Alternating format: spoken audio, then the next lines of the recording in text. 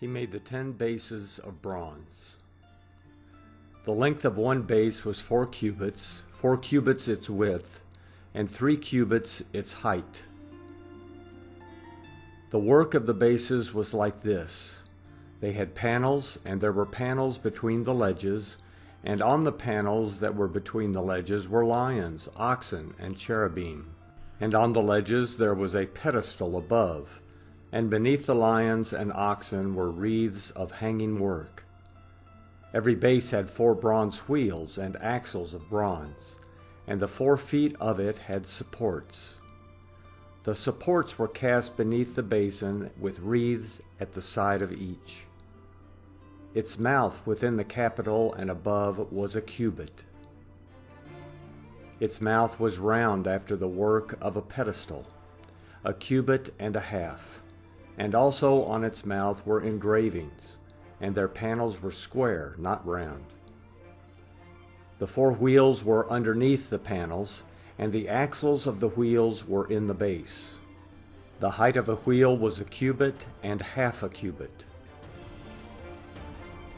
The work of the wheels was like the work of a chariot wheel.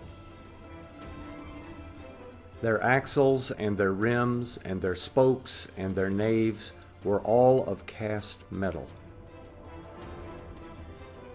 There were 4 supports at the 4 corners of each base. Its supports were of the base itself. In the top of the base there was a round band half a cubit high, and on the top of the base its support and its panels were the same.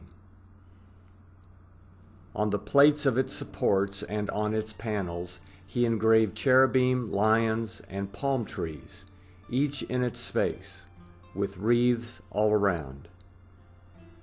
He made the 10 bases in this way. All of them had 1 casting, 1 measure, and 1 form. He made 10 basins of bronze. 1 basin contained 40 baths, and every basin was 4 cubits, and on every one of the 10 bases 1 basin. He set the bases 5 on the right side of the house, and 5 on the left side of the house.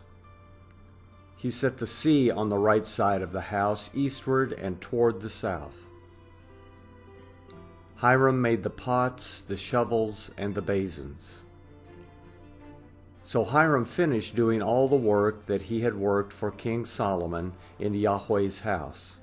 The 2 pillars, the 2 bowls of the capitals that were on the top of the pillars, the 2 networks to cover the 2 bowls of the capitals that were on the top of the pillars, the 400 pomegranates for the 2 networks, 2 rows of pomegranates for each network, to cover the 2 bowls of the capitals that were on the pillars, the 10 bases, the 10 basins on the bases, the 1 sea, the 12 oxen under the sea, the pots, the shovels, and the basins, even all these vessels which Hiram made for King Solomon in Yahweh's house were of burnished bronze.